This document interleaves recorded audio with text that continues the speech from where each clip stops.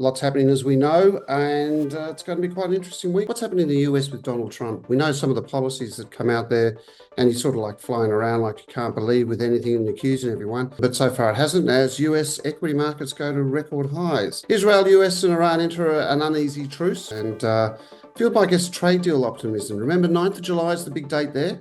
So that's when everyone's got to get together and have some deals with the US. Inflation pressures and inflation pressures and resilient corporate earnings.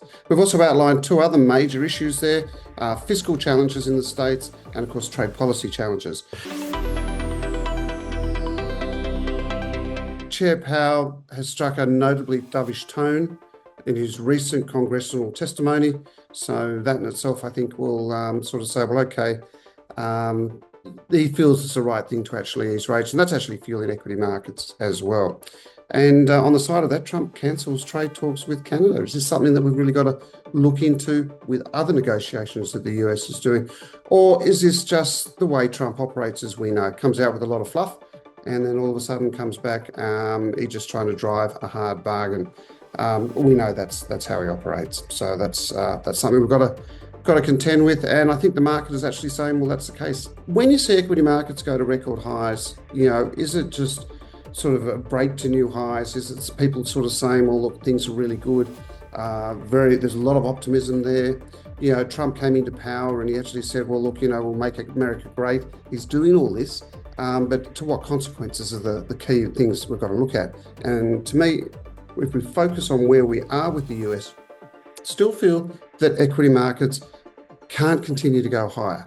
If you take a sort of 12 months ago where they were and you look at them now, it's a bit tricky to say, well, what has changed? And a lot has changed. So should markets be here? We're going to look at, when you look at stagflation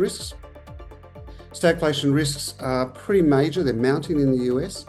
And remember, when we look at stagflation, the reasons why we've got a slowdown in GDP growth and stubborn inflation. Now, that's one of the hardest economies to try and turn around, because it's very mixed, very hard for the policymakers, in this case the Fed, to actually sort of turn around and sort of try and get the economy going again.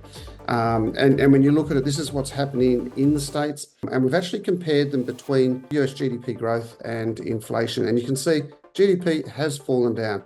Real growth, real GDP, slowed sharply to an annualized pace of just 1.2%. whilst inflation is still just marginally above the Fed's target of 2%. Now, 2 to 2.5%, but I think when you see GDP drop off quite significantly, that is a key concern, and that's stagflation risk there. It takes a lot of time to turn an economy around when that actually occurs, and the policy mix is quite interesting once the Fed. But as we said, Powell has turned dovish, regardless of what the numbers are saying, so I think he's actually driving this optimism for equity markets to go high. Everyone loves everyone loves low interest rates. Now, the other thing that we have is the fiscal challenges in the States, which seems to rear its ugly head every now and then. The market has decided to not really focus on that. In this case now, foreign liabilities now exceeding 70% of GDP. Now, that's just the foreign liabilities, but when you look at the overall debt ratios, it all remains alarmingly high. That's just one side. So when you look at the foreign liabilities, then you see that other countries, mainly China and Japan, actually owe so much of this debt. And the key concern we have this time around is that when the debt rolls off, it has to be refinanced. Now, you're refinancing something at 2% is different to refinance something at 5%. So the cost is inherently more. And what happens? That's less money to go into the economy. And that's exactly what we feel will have it. There's a knock-on effect that the broader economy will feel when this actually occurs. Okay, and the other major thing we looked at is trade policy uncertainty.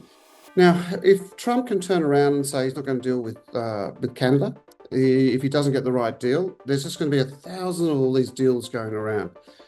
A side thing to this is, although you're negotiating with the top businesses or the top countries, what about all the lesser countries that are now faced with all these tariffs?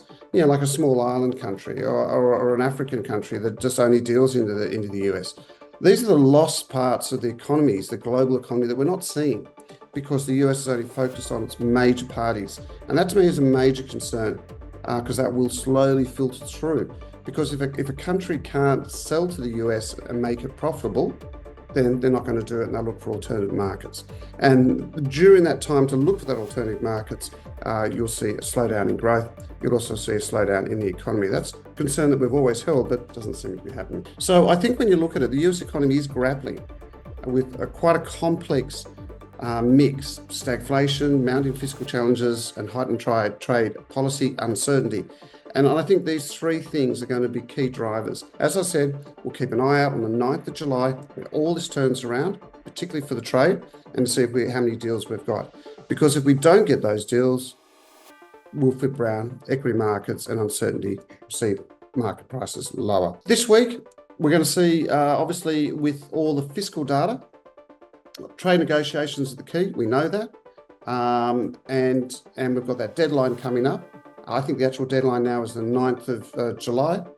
That's a 90-day pause on US tariffs. That was the key. Essentially, remember, we still think things are a little bit overcooked, and we're there for a correction. However, the market's not telling us that at the moment. So with some of our positions, we've got a little bit of ice in the belly, which means we're reducing positions and just holding on to them and just managing them.